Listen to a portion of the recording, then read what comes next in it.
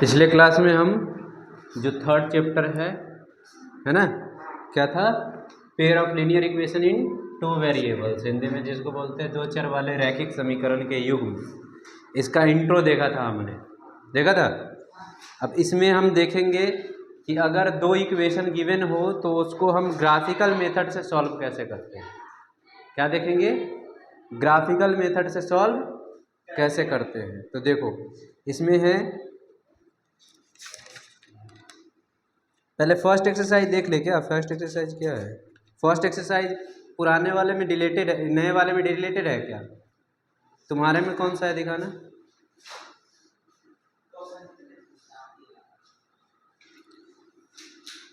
दिखा इधर first exercise, ये है फर्स्ट एक्सरसाइज। अच्छा, पुराने वाले में जो था वो डिलीटेड है, वो नहीं आ रहा है। नए वाले में वो नहीं है। करवा दो या नहीं करवाओ इसको? चलो कोई नहीं, करवा देता हूँ, बेसिक है, ठीक है। तो देखो एक्सरसाइज 3.1 है पुराने बुक के हिसाब से, ठीक है। इसमें क्या है कि हमें क्या करना है, अच्छा इसका ग्राफ बनाना है, ओके। तो पहले हम ग्राफिकल मेथड समझ लेते हैं कैसे करना है, ठीक है। उसके बाद हम देखेंगे कि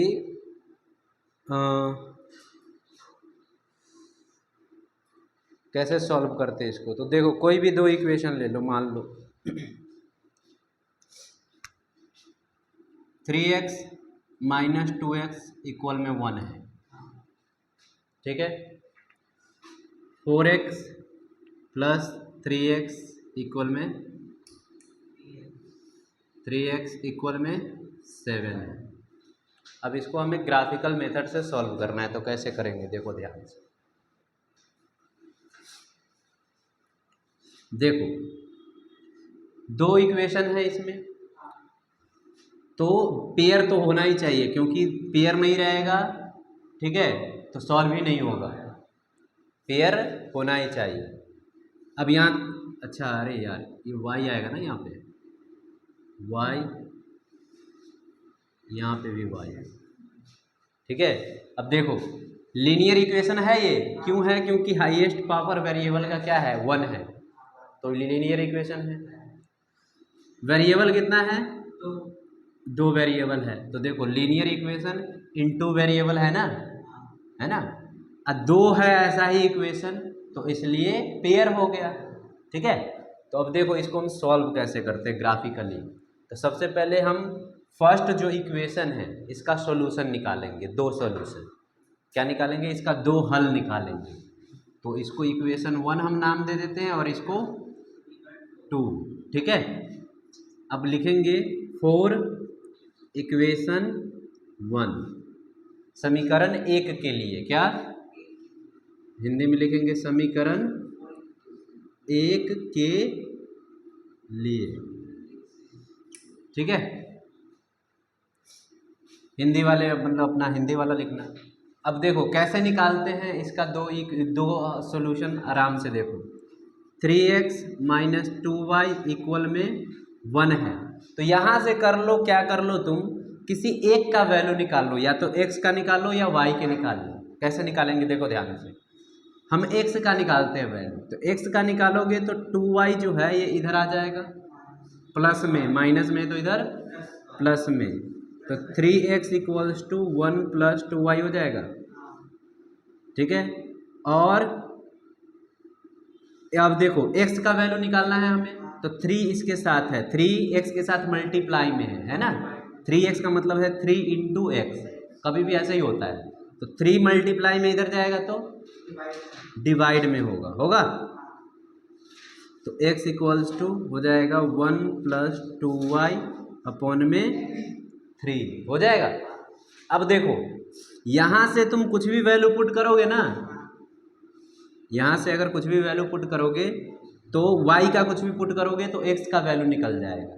निकलेगा या नहीं निकलेगा? हाँ, y का वैल्यू अपने मन से लेना है, ठीक है। तो y का तुम अपने मन से कुछ भी पुट कर सकते हो, लेकिन ऐसा करो ताकि इसको सॉल्व करना आसान है, ठीक है। तो एक काम करते हैं, y का वैल्यू अगर 1 रखे, y 1 रखे तो x कितना आएगा बताओ। x देखो इसको यहाँ पे 1 प्लस 2 इंटू 1, 2 इंटू 1 अपॉन में 3, यानी 1 प्लस 2 इंटू 1 क्या हो जाएगा 2 अपॉन में 3, यानी 3 अपॉन 3 कितना आया 1 आया। तो y हमने 1 लिया तो x भी क्या आया 1 आया। अब एक काम करो, दूसरा कुछ लो, y 0 ले सकते हो। y 0 ले हुए, देख ले पहले, y 0 लेंगे तो x का वैल्यू देखो यहाँ पे पुट करो, 1 प्लस 2 इंटू 0 अपॉन में 3, तो 2 इंटू 0 0 हो जाएगा, और 1 में प्लस करोगे तो 1/3 ही हो जाएगा। क्या आ रहा है 1/3। तो इसके लिए देखो, इसके लिए हमने जो वैल्यू निकाला वो कैसे निकाला, ऐसे बॉक्स बनाना है तुम लोगों को, ठीक है। यहाँ पे x लिखेंगे, यहाँ पे y लिखेंगे। देखो पहले कंडीशन में जब हम y 1 लिए थे तो x भी 1 आया था। दूसरे कंडीशन में हमने y क्या लिया 0, तो x क्या आया 1/3। तो ये पहले इक्वेशन के लिए हो गया ऐसा, समझा। अब देखो यहाँ पे हम यहाँ पे 2 स्टेप किए हो ना, तो यहाँ अगेन लिख सकते हो, क्या लिख सकते हो अगेन, या फिर हिंदी वाले फिर लिख सकते हैं, मतलब दोबारा, है ना। 2 वैल्यू लिया है तो देखो ये पहले इक्वेशन के लिए हो गया। ऐसे ही हम क्या करेंगे फॉर सेकेंड इक्वेशन, क्या फॉर इक्वेशन सेकेंड, मतलब दूसरे समीकरण के लिए, ठीक है। तुम लोग आप लिख सकते हो खुद से, हिंदी यहाँ पे लिख देंगे दूसरे समीकरण के लिए, हिंदी में जो है वो। अब देखो ये दूसरा समीकरण क्या है, 4x प्लस 3y इक्वल में 7, 4x प्लस 3y इक्वल में 7। अब यहाँ पे भी वही प्रोसेस करना है, किसी एक का वैल्यू निकाल सकते हो तुम, y का भी निकाल सकते हो, x का भी निकाल सकते हो। तो यहाँ पे हम एक काम करते हो y का निकालते हैं। तो देखो ये 4x प्लस में है, प्लस में है ना, तो इधर आएगा तो माइनस में, पूरे को इधर ले जा रहा है। तो देखो इधर बचा 3y और ये हो जाएगा 7 माइनस 4x, समझ में आ रहा है, ठीक है। अब फिर 3 और y दोनों मल्टीप्लाई में है, हमें y का वैल्यू निकालना है, तो y रोकोगे तो 3 क्या आ जाएगा डिवाइड में आ जाएगा, बताओ कोई दिक्कत। अब फिर यहाँ से ले लो वेन, अब यहाँ पे देखो इस साइड x है, y अकेला है, तो हम किसका वैल्यू पुट कर सकते हैं x का पुट कर सकते हैं। तो when x equals to 0, x 0 लिया तो y क्या आएगा, देखो y बराबर 7 माइनस 4, x की जगह पे 0 है और इन दोनों के बीच में क्या है मल्टीप्लाई, तो इंटू 0 अपॉन में 3, तो यानी ये कितना आ जाएगा, ये पूरा 0 है हो जाएगा, तो 7 में से 0 माइनस करोगे क्या आएगा 7 ही आएगा, और बट्टे में 3 यानी 7 बट्टे में 3। अब देखो तुम लोग को बताया था मैंने, जब बताया था कि नंबर लाइन पे किसी को ड्रॉ कैसे करते हैं, तो वहां पे ये काम आएगा, समझा। क्या बताया था कि ऐसा हो तो इसको मिक्स्ड फ्रैक्शन में तोड़ो, है ना, क्या मिक्स्ड फ्रैक्शन में, यानी मिश्रित भिन्न में, हिंदी में बोलते हैं मिश्रित भिन्न। तो क्या करते हैं, इससे इसको डिवाइड करते हैं, ठीक है। तो 7 को अगर 3 से डिवाइड करोगे तो क्या आएगा 3 1 जा 3, नहीं 3 2 जा 6, सॉरी 3 2 जा 6, और बचा कितना 1। तो यानी जो इस साइड आ रहा है वो बगल में लेते हैं, जो रिमाइंडर आ रहा है वो ऊपर लेते हैं, और जिससे डिवाइड कर रहे हैं वो नीचे लेते हैं, है ना।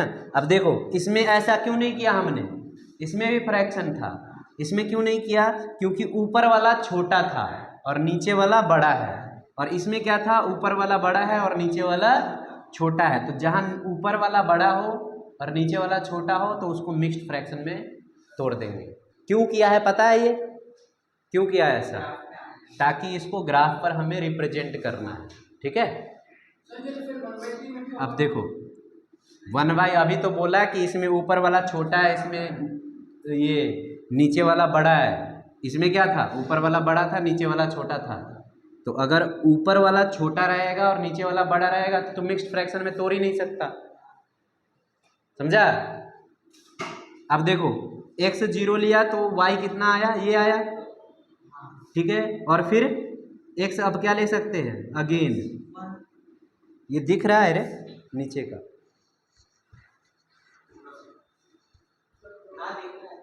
ये दिख रहा है, ये क्या 3 दिख रहा है, दिख तो रहा है 3। अच्छा ठीक है चलो, मुझे लगा कि गया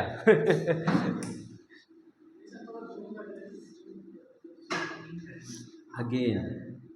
अब इसको कहाँ लिख दूँ, ऊपर लिख देता हूँ, है ना, यहाँ पे कर देता हूँ। अब देखो x 0 लिया था तो फिर हम x को एक बार और कुछ ले लेते हैं, 1 ले लेते हैं, ठीक है। और इसमें पुट कर दो y बराबर 7 माइनस 4 इंटू 1 और अपॉन में क्या है 3। तो देखो 4 बन जा 4। कभी भी देखो बोर्ड मास का नियम हर जगह अप्लाई होता है। पहले अगर बहुत सारा नंबर है तो पहले मल्टीप्लाई होगा, ठीक है, फिर प्लस माइनस होगा, याद रखो हमेशा। ये नहीं कि पहले माइनस ही कर दिए और फिर तुम मल्टीप्लाई कर रहे हो तो गलत हो जाएगा वहाँ पे, है ना। तो 4 कितना हो जाएगा, 7 माइनस 4 अपॉन में 3, और 7 माइनस 4 करोगे तो क्या आएगा 3 अपॉन 3 यानी 1, ठीक है।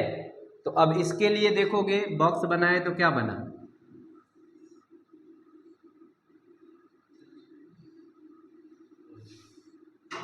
x y, x यहाँ पे 0 लिया था तो y कितना आया 2 and 1/3, और x 1 लिया तो y भी 1 आया, ठीक है। समझ में आया इतना, चलो नोट करो जल्दी से। अब देखो अब इसका हम ग्राफ बनाते हैं, ठीक है। कैसे बनेगा देखो ध्यान से। वैसे 9th क्लास में, अब तो शायद डिलीट कर दिया है ग्राफ बनाना, पहले था, हाँ पहले था। तो देखो कैसे बनाते हो वैसे जनरल,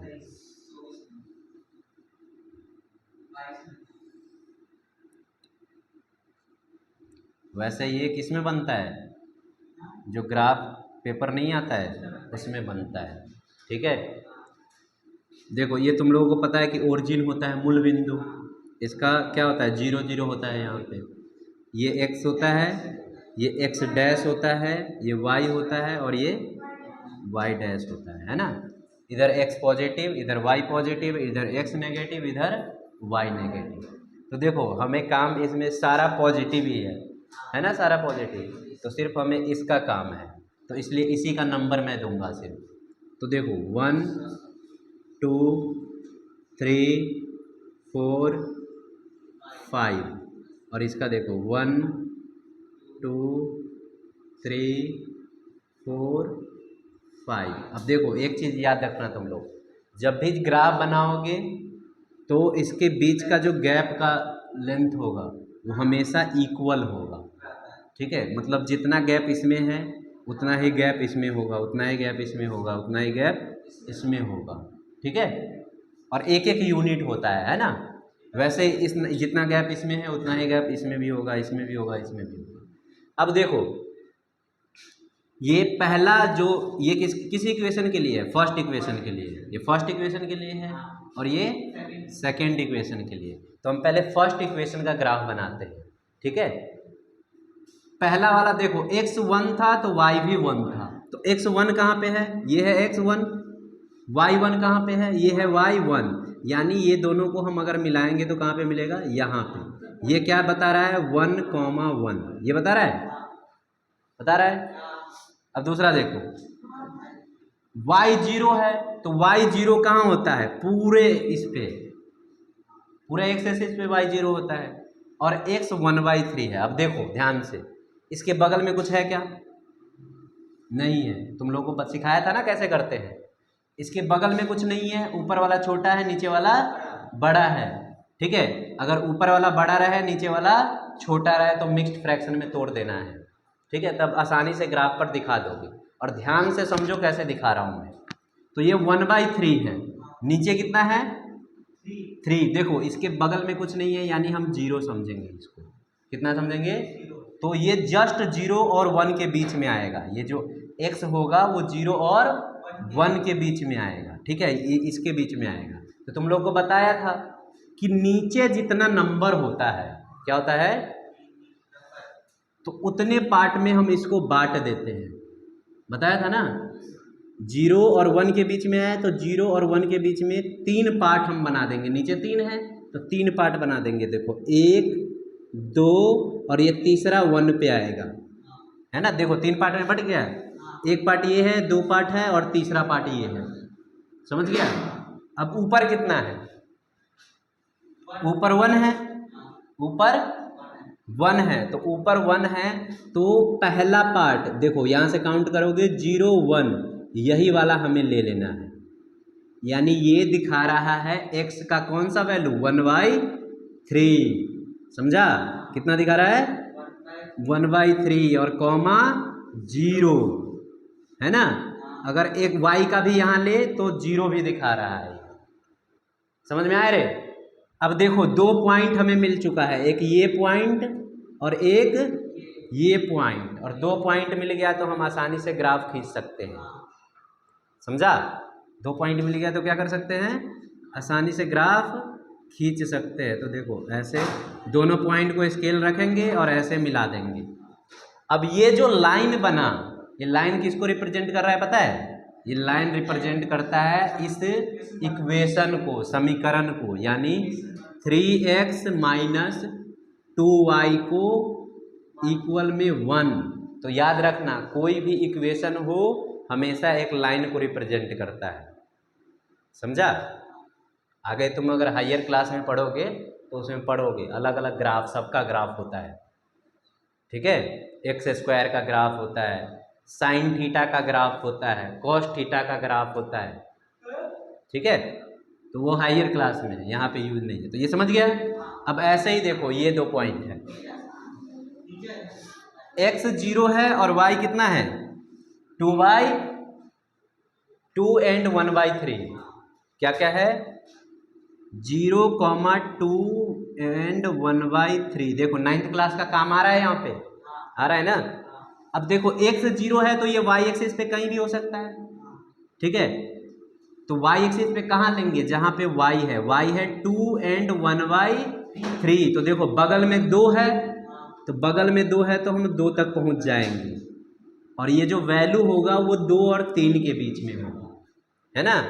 जैसे इसके बगल में कुछ नहीं था तो हमने 0 माना था, और इसका वैल्यू किसके बीच में था, 0 और 1 के बीच में। तो वैसे इसके बगल में 2 है तो इसका वैल्यू 2, मतलब जो बगल में है उस वो, और उससे एक आगे वाला, 2 और 3 के बीच में, समझ गया। अब देखो 2 और 3 के बीच में, अब ये तो हो गया हमारा काम। ये 1/3 है, इसमें भी तुमको बोला था कि नीचे जितना है उतना पार्ट में बांट लो। तो इसको 3 पार्ट में बांटो, पहला पार्ट, दूसरा पार्ट और तीसरा पार्ट जो है उसी आगे 3 पर हम लेते हैं। अब इसमें देखो, इसमें हमें लेना है, ऊपर कितना है, 1 है, यानी 1 पार्ट ले लेना है ना। ऊपर जितना होता है उतना पार्ट क्या करते हैं, ले लेते हैं। तो ये हमने ये 1 पार्ट ले लिया। अब देखो यहाँ पे x 0 है और y क्या है, 2 and 1/3। ये किसका वैल्यू हमने निकाला था, 60/3 का, 7/3 का वैल्यू था ना ये, ठीक है। तो ये रिप्रेजेंट कर रहा है ये पॉइंट रिप्रेजेंट कर रहा है किसको, इसी को, 0,7/3 को। 0 तो इस पूरे पे, x पूरे पे 0 है ना, तो इस पॉइंट को हम क्या लिख सकते हैं, 0,7/3 लिख सकते हो, या मिक्स्ड फ्रैक्शन में ये लिख दो तो भी कोई दिक्कत नहीं, क्योंकि इसी से ये बना है, दोनों इक्वल बात ही होता है, ठीक है। तो देखो पहला पॉइंट था हमने पता कर लिया। अब दूसरा पता करना है, x1 और y भी 1। तो x1 कहाँ है, x1 यहाँ पे, y1 कहाँ है, यहाँ पे। दोनों को मिलाओगे तो ये दूसरा पॉइंट यहीं पे आ रहा है इसका। अब इन दोनों को भी मिला दो, तो ये मिलाओगे तो देखो ये एक दूसरा ग्राफ बन गया, दूसरा लाइन। ये किसको रिप्रेजेंट करेगा, दूसरे वाले लाइन को, 4x + 3y इक्वल में 7, ठीक है। अब देखो ये दोनों काट कहाँ पे रहा है, 1,1 1.1 नहीं 1,1, यानी जहां पे x 1 है और y भी 1 है। तो याद रखना जब दो लाइन एक दूसरे को जहां पे काटता है ना, उस बिंदु पे मतलब उस पॉइंट पे x का जो वैल्यू है वही x का आंसर है, यानी x का आंसर तुम्हारा आएगा 1 और y का भी वैल्यू यहाँ पे क्या है 1 है, तो y का भी आंसर आएगा 1। समझ गया क्या नहीं समझाते?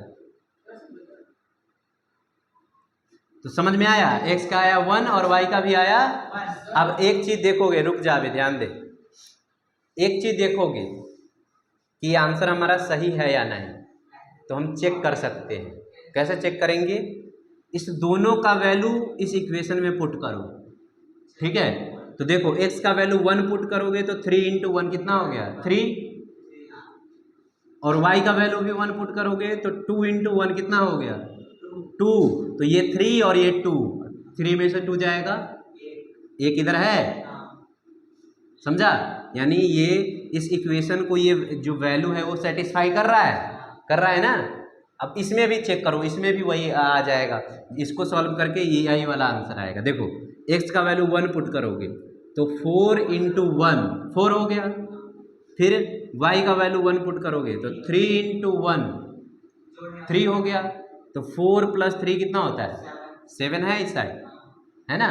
यानी आंसर हमारा सही है। अगर मान लो गलत आ जाए, मान लो सेटिस्फाई नहीं कर रहा है, इसका मतलब तुमने कोई ना कोई मिस्टेक कर दिया है, ठीक है, समझ गया? हाँ अब बताओ, अब कोई डाउट है तो बताओ, ठीक है। यानी जहां पे काटेगा तो तुमको देखना है वहां पे x का वैल्यू क्या है और y का वैल्यू क्या है। अब देखो कोई ग्राफ बनाओगे ना तुम, कोई ग्राफ बनाओगे तो दो लाइन पैरेलल आ जाएगा ऐसे, तो ये कहीं पे काट रहा है क्या? नहीं काट रहा है, इसका मतलब इसका सॉल्यूशन होगा नहीं होगा, ठीक है। अगर मान लो कोई बनाओगे तो एक ऐसा आ जाएगा, तुम लोग को वैसे इंट्रो में बता चुका हूं मैं कि जब पैरेलल होता है तो एक भी सॉल्यूशन नहीं होता है, बताया था ना। अब देखो देखो ध्यान से, एक ऐसा आ गया और दूसरे इक्वेशन का लाइन भी इसी पे आ गया, तो इसका मतलब क्या है, ये तो हर पॉइंट पे काट रहा है, एक दूसरे को काट रहा है ना, तो इसका कितना सॉल्यूशन होगा? बहुत सारा, इनफाइनाइट, मेनी सॉल्यूशन। समझ गया? समझा या नहीं समझा? चल नोट करो जल्दी से, देखो आगे देखो, जो पुराने बुक का एक्सरसाइज है 3.1, ठीक है, उसमें जो क्वेश्चन है उसको हम करते हैं, ठीक है। देखो ध्यान से, कभी भी लैंग्वेज प्रॉब्लम है तो उसको समझो ध्यान से, ठीक है। कैसे समझो? एक बार में पूरा क्वेश्चन मत पढ़ो, पहले थोड़ा थोड़ा पढ़ो और उसको समझो और फिर करो। तो देखो इस चैप्टर में हमने देखा है कि दो वेरिएबल होता है, तो दो वेरिएबल हमें लेट करना पड़ेगा अगर लैंग्वेज प्रॉब्लम रहेगा तो, ठीक है। जैसे देखो एक क्वेश्चन है, हाँ इक्वेशन तुम्हें खुद बनाना पड़ेगा, वही तो समझना है, आसान होता है ध्यान से अगर पढ़ेगा तो। देख मैं कैसे करता हूँ, देख। आफ्ताब अपनी पुत्री से कहता है, ठीक है, क्या है मतलब जो आफ्ताब नाम का कोई व्यक्ति है वो अपने बेटी से कहता है क्या, 7 वर्ष पूर्व मैं तुमसे 7 गुनी आयु का था। क्या था? 7 years ago, वह 7 साल पहले उसकी बेटी की जितनी उम्र थी ना, उससे उसकी उम्र 7 गुनी थी। तो देखो यहाँ पे दो लोग हैं, क्या है? दो लोग हैं, तो पहले दोनों का एज हम लेट कर लेंगे, मान लेंगे, ठीक है। लिखेंगे let the age of Aftab, Aftab है, क्या है? Aftab equals to x. देखो एक का एज एक्स लेट करेंगे और इसकी बेटी है तो इसकी बेटी का एज हम क्या लेट कर लेंगे, and her daughter's age equals to y, ठीक है, समझ गया? अब देख ध्यान से, समझा रहा हूं ना, सुन ध्यान से क्या कह रहा हूं मैं। आफ्ताब का एज हमने मान लिया कि x है और उसकी बेटी का एज है y। अब वो जो कह रहा है उसके अकॉर्डिंग हम इक्वेशन बनाएंगे, समझा ध्यान से। तो देखो वो क्या कह रहा है कि 7 साल पहले आफ्ताब जो था वो अपनी बेटी से कितने साल बड़ा था, मतलब 7 गुना था। तो देखो ये प्रेजेंट एज हमने माना है, ये उसका क्या है, प्रेजेंट एज है, मतलब अभी जो चल रहा है, ठीक है। तो अब 7 साल, अब मान लो तुम्हारा एज अभी है कुछ भी, अब मैं कहूँ कि 7 साल पहले तुम्हारा एज कितना था, तो क्या करेगा, 7 माइनस करेगा ना। तो वैसे ही इसका एज है 7 साल, अभी अभी मतलब 7 साल इसका एज है x, तो 7 साल पहले इसका एज क्या रहा होगा, x माइनस 7 रहा होगा, और इसकी बेटी का एज भी क्या रहा होगा, y माइनस 7। अब 7 साल पहले चले गए, देख कितना आसान होता है, ध्यान से अगर अच्छे से करेगा तो आसान है, समझा। 7 साल पहले चले गए, अब क्या बोला था इसने कि आफ्ताब का जो एज था उसकी बेटी के एज के कितना था, तो बताओ अभी जो है ये आफ्ताब का एज है 7 साल पहले का, और ये उसकी बेटी का एज है, तो दोनों में से किसमें 7 से मल्टीप्लाई करेंगे, जो कम होगा उसमें ना, इसके एज में, तब दोनों इक्वल हो जाएगा। समझ रहा है कैसे कर रहे हैं, इक्वल हो जाएगा ये। अब यहाँ से इक्वेशन बन रहा है, देख इसको सॉल्व कर देंगे तो इक्वेशन बन जाएगा।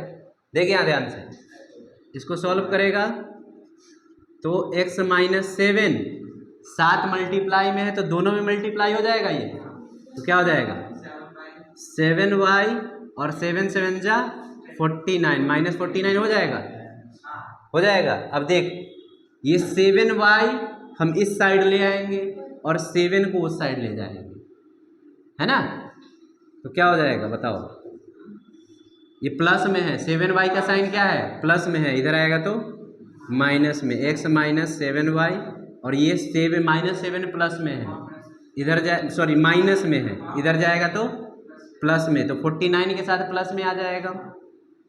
तो देखो माइनस 49 है, माइनस 49 प्लस 7, तो ये क्या इक्वेशन बनेगा, इक्वेशन बन जाएगा तेरा x माइनस 7y इक्वल में ये कितना हो जाएगा, माइनस माइनस प्लस माइनस, यानी 49 में से 7 माइनस होगा तो माइनस 42, क्या आएगा, ठीक है। इक्वेशन बना, एक मुश्किल था क्या, बस समझ के करना है, जैसे है उसमें थोड़ा सोचो कि कैसे कर सकते हैं, ठीक है। अब देखो दूसरा कंडीशन भी दिया होगा इसमें, ये पहला इक्वेशन था, अब दूसरा कंडीशन भी दिया होगा, देखो अब कह रहा है कि अब से 3 वर्ष बाद मैं तुमसे केवल 3 गुनी आयु का रह जाऊंगा। क्या कह रहा है, ध्यान से सुनो, अभी कह रहा है कि अब से 3 वर्ष बाद, मतलब आफ्टर 3 ईयर्स, ठीक है, आफ्टर 3 ईयर्स जो आफ्ताब का एज होगा वो उसके बेटी की एज से 3 गुना ज़्यादा होगा, सॉरी 3 गुना होगा, 3 गुना ज़्यादा नहीं होगा, 3 गुना होगा। अब देखो 3 टाइम्स, तो देखो ध्यान से, फिर हम दूसरा इक्वेशन बना रहे हैं, लिख देंगे अगेन। अब देखो यहाँ पे प्रेजेंट एज ये है, तो इसको 3 साल बढ़ाना है, तो क्या करोगे, दोनों में x प्लस 3, इसको भी 3 साल बढ़ाना है तो y प्लस 3। अब देखो ये छोटा है, छोटे लोग मतलब उसकी बेटी का एज है, तो इसमें क्या हो जाएगा 3 से मल्टीप्लाई, कहा है ना कि उसकी बेटी के एज का 3 गुना हो जाता है ये, और इक्वल हो जाएगा ये। अब सॉल्व कर दो, जैसे इसको सॉल्व किया था, तो देखो ये x प्लस 3 और ये हो जाएगा कितना 3y प्लस 9, ब्रैकेट में जैसे ही है तो दोनों में मल्टीप्लाई होगा, ठीक है। फिर वही करो, 3y इधर प्लस में इधर आएगा तो x माइनस 3y हो जाएगा, और 3 प्लस में इधर आएगा तो 9 माइनस 3 हो जाएगा, यानी ये आ गया तुम्हारा क्या x माइनस 3y इक्वल में 9 माइनस 3 कितना हो जाएगा 6। ये सेकेंड इक्वेशन बन गया, इक्वेशन समझ में आया। तो क्वेश्चन देखो, क्वेश्चन कोई भी आसान होता है, ठीक है, बस तुमको समझना है, समझ के करोगे तो क्या हो जाएगा, इक्वेशन बन जाएगा, ठीक है। अब इसको तुमको कह रहा है ग्राफ के रूप में बदलो, तो कर सकते हो इसको खुद से, ठीक है। इसको करवाऊँ या छोड़ दो, तुम लोग करना है इसको खुद से, ठीक है। और देखो दूसरा क्वेश्चन है कि क्रिकेट टीम के एक कोच ने 3900 में 3 बल्ला 6 गेंद खरीदी। मतलब क्रिकेट का एक कोच है जो 3900 रुपीज में 3 बल्ला खरीदा है और 6 गेंद बॉल, ठीक है। तो और दूसरा देखो, दूसरा कंडीशन दे रखा है कि बाद में उसने एक और बल्ला और उसी प्रकार की 3 बॉल्स, ठीक है, एक और बल्ला बैट्स और उसी प्रकार की एक और 3 गेंद 3 बॉल्स जो है 1300 में खरीदा। 1300 1300, ठीक है। अब देख, इसमें तेरे को सोचना है तू एक्स और वाई किसको मानेगा। तो देख, बल्ला की, इसमें बैट्स की बात हो रही है और बॉल की बात हो रही है, तो हम क्या करेंगे, एक बैट का कीमत मान लेंगे एक्स और एक बॉल का कीमत मान लेंगे वाई। समझ गया। अब देखेगा तो आसान है। पहले देख, टोटल कितना खर्च कर रहा है, 3900 कर रहा है पहले केस में, और बल्ला कितना खरीद रहा है, 3 बैट्स खरीद रहा है ना। तो देखो, एक बैट का कीमत अगर x है तो 3 बैट का कीमत क्या हो जाएगा, 3x हो जाएगा। और 6 बॉल खरीद रहा है तो एक बॉल का कीमत हमने y माना है, तो 6 बॉल का कीमत क्या हो जाएगा, 6y, ठीक है। ये पहला इक्वेशन बन गया, ठीक है। अब दूसरा केस क्या कह रहा है, एक बल्ला खरीद रहा है, 3 बॉल खरीद रहा है 1300 में, तो टोटल खर्च कर रहा है कितना, 1300। एक बल्ला खरीद रहा है, एक बल्ला का कीमत हमने कितना माना है, x, तो x हो गया, ठीक है। और 3 बॉल खरीद रहा है तो एक बॉल का कीमत y, तो 3 का कितना होगा, 3y होगा, 3y। 2 इक्वेशन बन गया, तो सॉल्व हो जाएगा। समझा। वैसे ही देख, तीसरा क्वेश्चन है, 2 kg सेब और 1 kg अंगूर यानी ग्रेप्स का कीमत जो प्राइस है वो 160 था। ऐसा ही क्वेश्चन है ये, है ना। 2 kg सेब है और 1 kg ग्रेप्स है, तो अलग अलग चीज है, एक का x मान लो 1 kg का दाम और दूसरे का y मान लो। समझा। हाँ, दूसरा भी इक्वेशन दे रखा है, 1 महीने बाद 4 kg सेब और 2 kg अंगूर का मूल्य 300 हो जाता है, ठीक है। तो बन जाएगा इक्वेशन, बनेगा या नहीं बनेगा, मुश्किल है, मुश्किल लग रहा है तुम लोगों को। हाँ हीरो, हाँ देख, समझ के करेगा। मैं तुम लोग को बार बार मैं यही चीज कहता हूँ कि खोपड़ी का इस्तेमाल करेगा तो झोपड़ी सही रहेगा।